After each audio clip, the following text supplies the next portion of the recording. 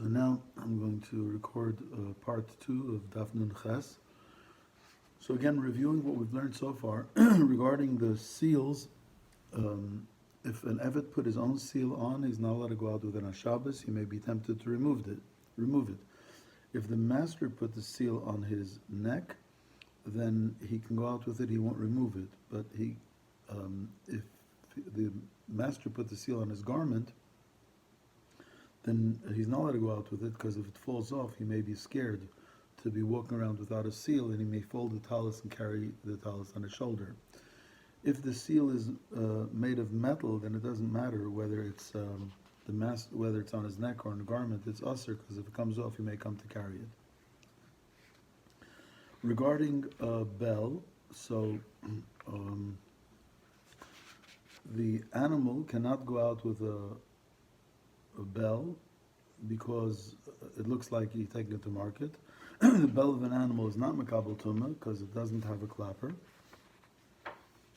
But if the bell does have a clapper, then it is makabel tumah, because it's a tachshit, it's a utensil for the owner to know where the animal is. Okay, so now let's continue. So b'mayu kimta, how did you explain the first brisa that the bell of the animal is not makabel tumah, but the lesle inbel, it has no clapper? Let's continue. The Evet should not go out with a bell around his neck, but he could go out with a bell on his garment. The bell on his garment is well attached that it won't come off. The bell around his neck, he'd be afraid to come back without it. But but they're both makabel tumah. Now, id lesle inbel, but if it has no clapper, as you said, the animal's bell had no clapper, and that's why it wasn't makabel tumah. So why here is it makabel tumah? If it doesn't have a clapper, mi makabel tumah, is it makabel tumah? Or minhu, I'll ask you a contradiction. Oisa zagin lemachteshes. People would attach bells to a keli that you pounded spices in. There's an expression, hakol yofel apsamim.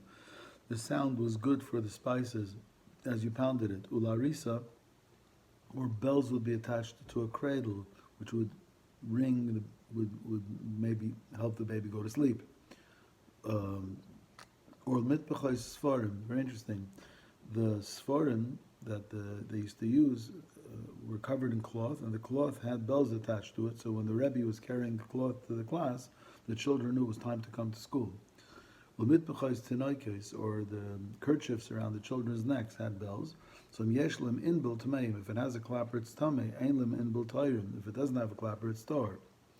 By the way, nitlu inbileim adayin tumasan aleim. If the bell had a clapper and was makabel tumah and the clapper was removed, the tumah remains. But in any case, you see that in order for a bell to be makabel tumah, it has to have a clapper.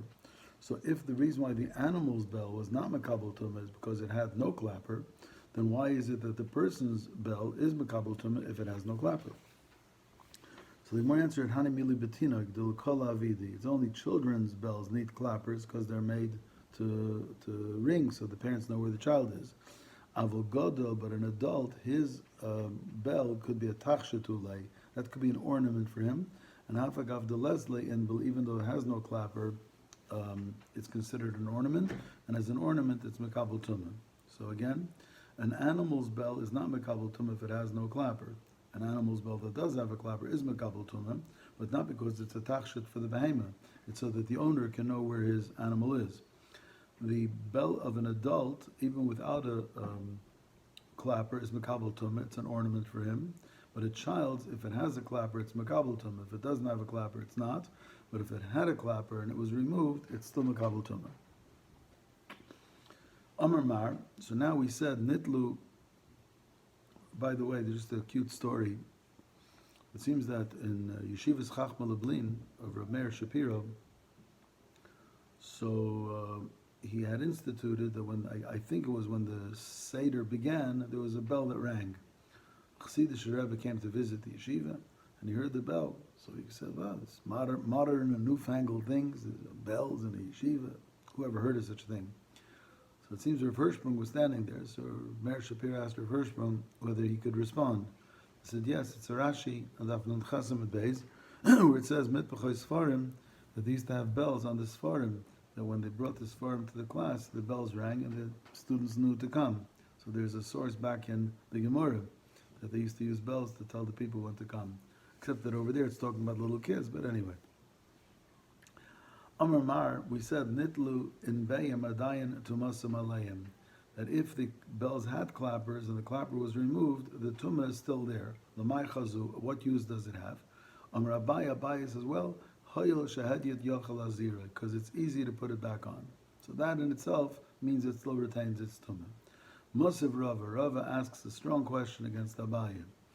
There's a Mishnah in Parah Hazugva in Chibur that the bell and its clapper are one, meaning to say, you're metame one, you're metame the other. Or if you're mazah mechatas on one, you're mazah on the other. But it sounds like only if they're together. But if they're separate, it sounds like they're not mekabel tum anymore. The chitayim, maybe you'll try to spin the Mishnah and say, Hochi kamar, avagav d'loi mechaber, kamanda mechaber dami. Maybe it means that the bell and its clapper are considered one, even if the clapper was removed. It doesn't work. But Tanya, we learned in a brisa, and this is a brisa that we had recently. Maspiris shal prokim, scissors that are made of two parts, or ismos shal rehitni, a plane that has a handle. So chibur l'tuma, so the two parts are considered one. That you metame one part, the other part is tummy as well. But vein chibur lahazah, but when you spray mechatas on one part, it doesn't help for the other part. So v'amrinan, so we ask, well, manavshach, make up your mind. Ichiburu, if it's 1 times 2, if it's considered united, afilu lahazah. And even when you spray it on one part, it should help for the other part. Ilay chibru, if it's considered 2 times 1, then afilu l'tumanami. Then for tuma also, if you're metame one, the other shouldn't become tame. V'amar Rabba said, really the rule is dvar Torah, according to the Torah, b'shas malacha, while you're working with the scissors or the plane, then chibur bein l'tuma bein lazah. It's really considered 1 times 2. It's 1 unit, both as far as being mekabel tuma, and also as far as being able to spray on one part, it'll do the other part too, because while you're working with it, it's considered united. Shaloi b'shas malacha, when you're not working with it, ein chibur, it's considered 2 times 1, it's considered separate. Loi l'tumah v'loi lazah. And if you're matame one, the other shouldn't become tameh. If you're mazan one, it doesn't help for the other, because when you're not working with it, even though you haven't disassembled it, it's considered 2 separate units. But the gazra al tumah shaloi b'shas malacha mishum tumah shi b'shas malacha. But the Chachamim said, since when you're working with it, it's considered 1 times 2. So even when you're not working with it, it will be machmer. It's also considered 1 times 2. But if you metama one part, you metama the other. On the other hand, on the other hand, when you're not working with it, since when you're not working with it, it's considered 2 separate units, and hazah on one doesn't help for the other. So they were machmer that even when you are working with it, also when you're mazah on one, it doesn't help for the other. So we're always going to be machmer. So as far as tumah is concerned, we're always going to consider it 1 unit. And as far as hazah is concerned, we're always going to consider it separate units. But this whole discussion is as long as they're still together. Maybe you're working with it, you're not working with it. But once it's disassembled, even though it's easy to assemble again, it's not considered 1. So therefore this idea that Abaye said that when you remove the clapper from the bell, the reason why the bell is still mekabel tumah, because it's easy to put back, that doesn't seem to be an issue. Elamar Rava says, al gabi cheres. Since the bell can still be banged on a piece of clay and it'll ring, therefore it's still considered a keli. Itmer nami, it was said, Amar Rabbi Yossi Reb Chanina, even if the clapper is removed, hal v'roi lakisha al gabi cheres. Since you can bang it on a piece of clay and it'll ring, it's still considered a keli. So therefore, but on a behema,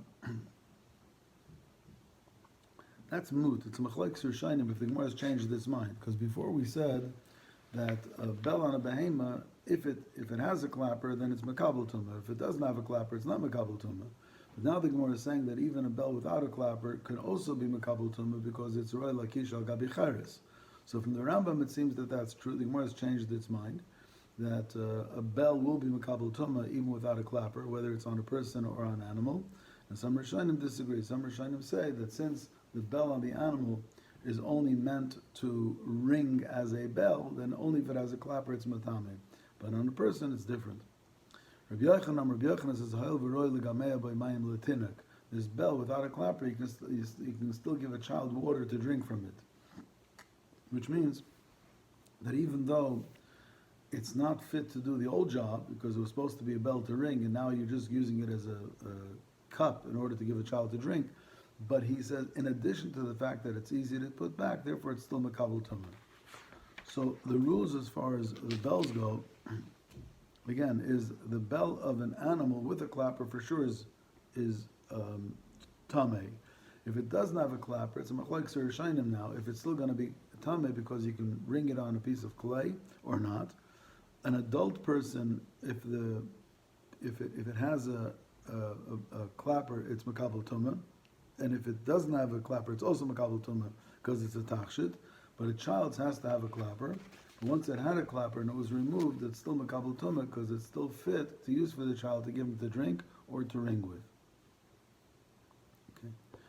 Agitavach, a mazel tikavach, and hopefully this week should bring continued Yeshuas. People should get healthier, and we should be able to chaytziyah mimazger nafshi, to be able to get out of this seclusion. We should be able to see each other in person.